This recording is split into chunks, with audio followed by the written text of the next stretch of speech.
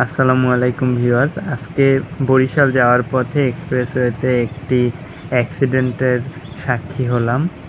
আসলে এখানে অতি দ্রুত গতির কারণে অ্যাক্সিডেন্টটা হয়েছে। যদিও তেমন একটা বেশি ক্ষয়ক্ষতি হয়নি বা আহত হলেও নিহতর ঘটনা ঘটেনি।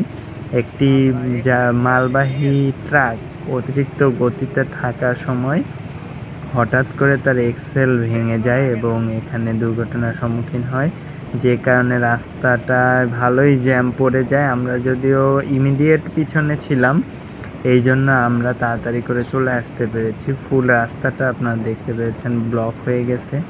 এজন্যই সবসময় আমি বলি যে যখন কেউ কোথাও যাবেন, বিশেষ করে এরকম রোডে, খুব সাবধানতার সহিত গাড়ি চালাবেন।